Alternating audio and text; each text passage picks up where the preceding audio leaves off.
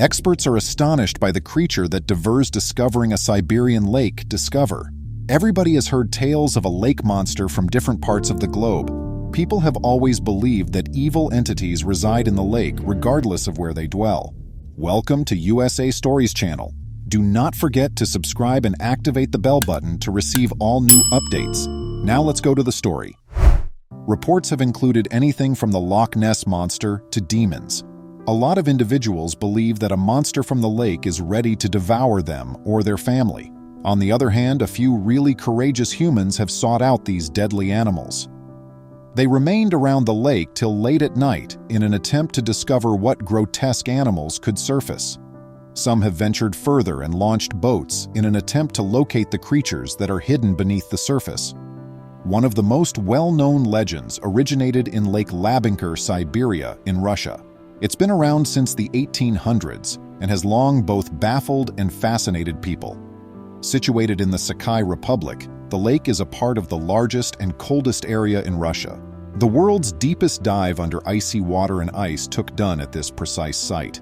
The Russian Geographical Society and the Diving Sport Federation collaborated on the mission. Since they were scientists and well-versed on the various species present in the lake, they weren't specifically searching for a monster. Still, they were interested to see what they might uncover. The air temperature was as low as -50 degrees Celsius for the dive, which will descend 59.6 meters. The dive would swiftly become lethal if the divers lacked extreme experience. Samples from the lake would be collected in an attempt to establish a connection between Lake Labinkar and Voronezh, a comparable lake located around 30 kilometers distant. Each lake was extremely deep, had bitter cold temperatures, and was the subject of malicious rumors. Before the trip, the society issued a statement saying, "The participants of the expedition want to check those legends about Lavinkar's sky chert, the Lavinkar Devil, a huge monster supposedly living in the lake, in addition to plans to set up a new record for under-ice diving and to perform scientific research." Releasing a statement immediately following the dive was Dmitry Schiller, one of the team's most seasoned divers. "We are acquainted with the works of the scientist Viktor Tverdokhlebov, who in Soviet times gave credence to the monster claims about Lavinkar Lake. Of course, while we were there, we were thinking about that creature. Although we all know that mirages, which resemble floating islands, are widespread in any northern region with a lot of ice and snow, Lavinkar is not unique in this regard. This gave many people the impression that they had seen something in the lake that may have been the monster that has been mentioned. As information regarding the dive became available, other speculations about the creature surfaced. Some believed it to be a dinosaur, some were positive it was the devil, and the more prudent speculated that it may be a type of fish that hasn't been found in deep water. President of the Vologda Regional Diving Federation and lead diver on the Lavinkar expedition, Alexander Gubin, remarked, "My pictures show what we saw, dogfish. Actually, I took pictures of these dogfish in Lake Lavinkar not too far from the shore. There too, the depth was just 4 or 5 meters. Together with Maxim, another diver, we were only investigating the area around the banks. The dogfish had a length of between 1.2 and 1.3 meters.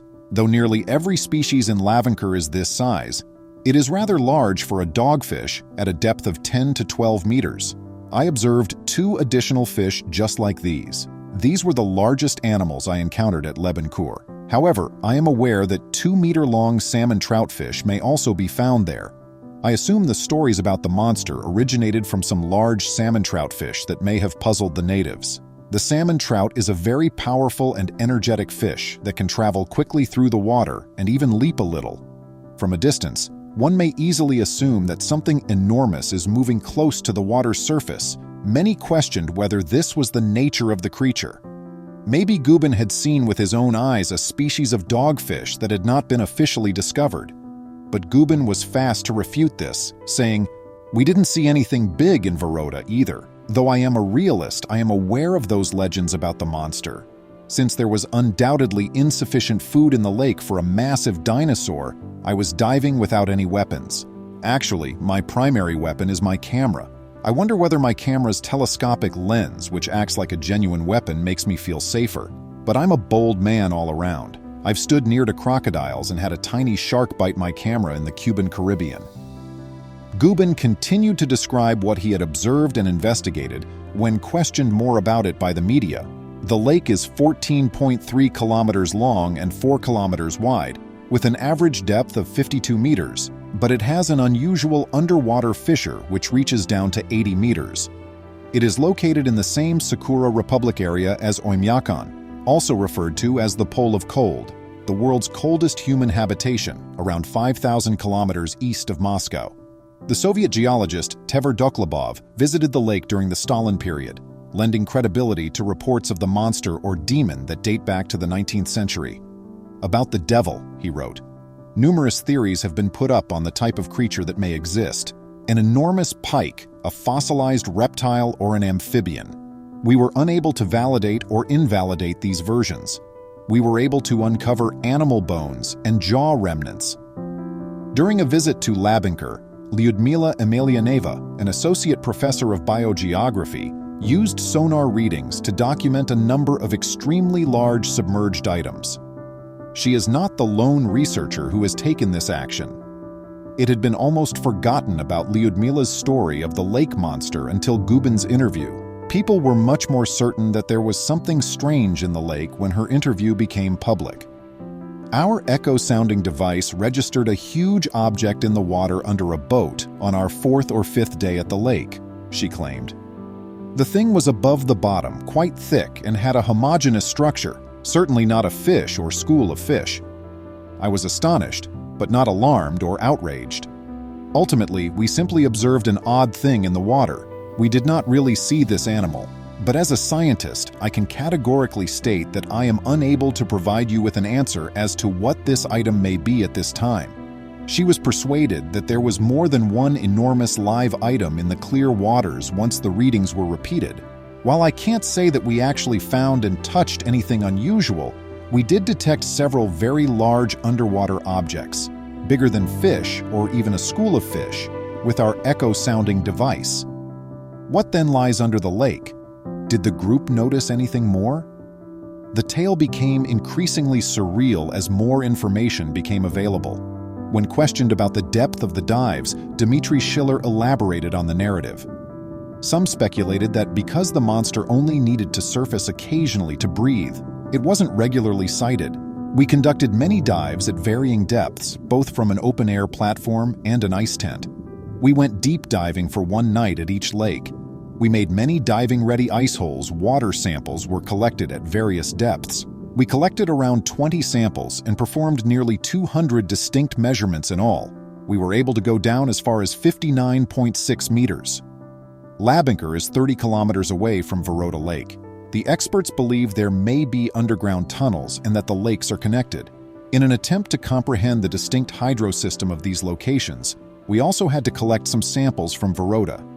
The scientists asked us whether we could make it and reach the second lake because they had never had the opportunity before. Schiller was more fascinated by their cutting-edge technology that linked the two lakes. For fans of monsters, though, that indicated there was a gateway connecting the two and the monster could descend to such a depth without being seen.